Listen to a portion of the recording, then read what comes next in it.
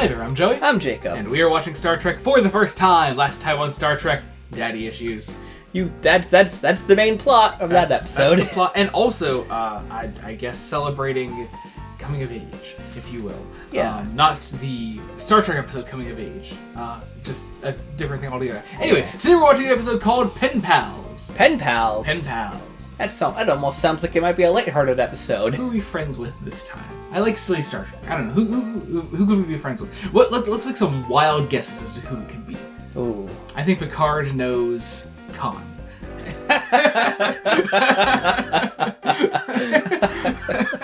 But I guess that's what I'm sticking with. If Khan isn't in this episode, I'm gonna be pissed. So we're gonna find out. I hate this episode if Khan isn't in it.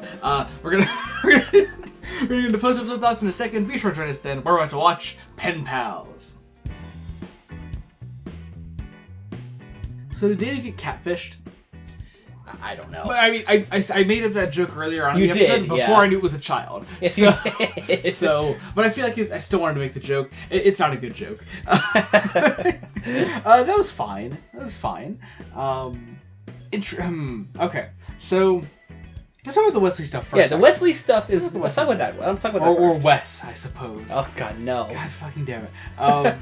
Okay, so I had forgotten the whole Riker being a teacher to Wesley. Right, like to ensure that he is still studying effectively. Yeah, which is the whole season 2. That was the premiere, right? I believe so. Yeah. And so now we're here. We're actually following up on that again. Only 14 episodes later, but whatever. It's fine, I guess. I find. Okay, so Wesley's a weird character because when he doesn't have episodes like this that are specifically dedicated to him, which only happen like once every 5 to 10 episodes, yeah, he doesn't do anything as a character. So I felt, though I personally felt like I was seeing some development between Riker and Wesley here, I was not seeing it in many of the episodes before this point. No, it's very singularly character development. So on one hand, this one episode, yeah. So on one hand, I was like, I was interested by the moment where Riker says "family emergency" to this one girl when talking about Wesley. Yeah. But also, I was like, does he think of Wesley as family? What the fuck? Yeah, it's like if we saw more scenes of that happening. Yeah. Even in our last Wesley Focus episode, which we didn't really, not to the extent that this episode would imply. Yeah. I think we could see more of it. However, his plot is very relevant to Data's plotline. Yes, yeah. Although I want to talk about that scene a little bit more. Oh, sure. Where Riker is... So first of all, Riker's flirting with someone, which I'm pretty sure... He pretty much has a girlfriend on the ship, so I don't know what the fuck he's doing. But whatever. Also, I just want to call it out again. I know we're not doing an account for it, and I kind of wish we were, but the Riker sit happens again. Yes. When he swings his leg from behind a chair because Jonathan Frakes is a freakishly tall man. And at some point he realized he could do that constantly on the show. So he just constantly does it. It's great. But Data. Okay, so let's talk about this in relation to Measure of a Man, which is like the seminal Data episode we've had so far. Yes. Like it's the most important one we've had for his character. In the fact that he is a person. There's this interesting moment in this episode where Data is talking to Sarjenka, and he picks up this little like rock thing that has like a connection to it. It shows a different thing to different people. They hear some kind of tune or music. That's it. Yeah, that's what it was. Yeah. And Sarjenka goes like, "Oh, what do you see or what do you hear or whatever?" He's like, "Nothing. I'm a machine," which I found somewhat contradictory to certain things we established in Measure of a Man, but which never outright said that he wasn't still a machine. Right. I mean, and as I pointed out just before doing this, as Data does very just matter-of-factly say in Measure of a Man, like he admits he is a machine, like as a matter of definition. Yeah, I think it is more though in the way that Data refers to himself. Like this is a great episode for Data, but in the way that he is referring to himself throughout, it feels like he's not very aware of the immense amount of emotion and humanity that he is showing throughout this episode, which I found interesting and somewhat contradictory to things we've seen before, such as like the entire Prime Directive debate, which I do want to talk about as well, which is really interesting. because there's an actual debate about the Prime Directive. Someone on Star Trek is actually questioning the Prime Directive, like I have since the moment it was introduced into the show. Because the Prime Directive is fucking stupid. Let's be real. It's really a fucking dumb, stupid idea. Especially up to this point, Star Trek has been very vague about what classifies as the Prime Directive and what fucking doesn't. When you interfere with any planet at all, surely you're disrupting the Prime Directive no matter what you do there, right? Like, no matter what. But they try to lay out the line, and the episode actually kind of decides on the line isn't actually there. The line doesn't exist. Right. We made it all up, essentially. Because there's a whole meeting. Data starts talking to the kid, who I have a really hard time saying her name. Sarjenka. It sounds like a cheese. It does.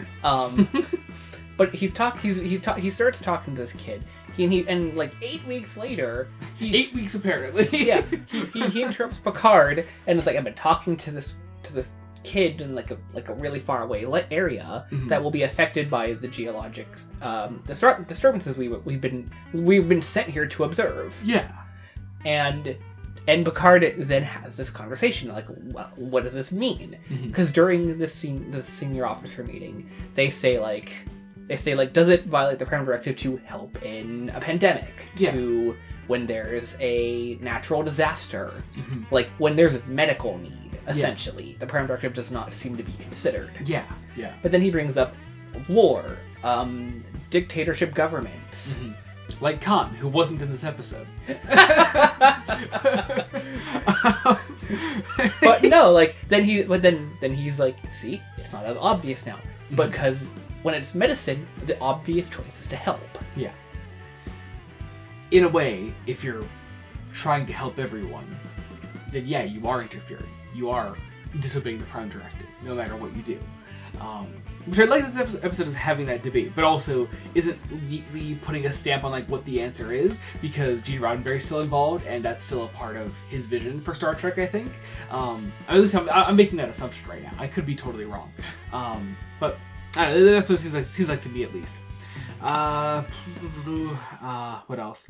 Oh yeah, that kid. Sorry, we didn't even mention. We were terrified by Sarjenka when she first showed up. Oh yeah. Look, scary as hell. I want to talk to someone that worked on this episode and ask why they would do that to a child. I don't think any child deserves to be made to look like that. I pity that girl and whatever school she went to. It's not a good thing. You shouldn't have done that to someone. Like I understand this show in particular has been really good at showing different kinds of sentient beings and like how they can look so different. Yeah, they're not all vaguely human. But like tone it down a little with the children sometimes. Yeah. Specifically now. My note on that scene literally says just a big capital just capital A and H. Just that's all it is. To describe my actual reaction to that. What else? Patrick Stewart loves to horse ride. Obviously, that's the only reason it's here. Patrick Stewart is clearly an actual horse rider, and he just wanted to do it on the show. So, absolutely. And my last note of this episode is quoted, "Nope," because it's that funny ass moment where Wesley goes like, "Never gets any easier, does it?" And Jonathan Frakes just with that weird ass deadpan smile he does, "Nope," and just walks away. He's so fucking funny sometimes. I love it. All right, I think that about does it. That does about it, yeah. All right. Thank you all so much for watching. Be sure to join us next time when we continue Star Trek The Next Generation. Until then, this has been Joey Morgan. I'm Jacob. Goodbye.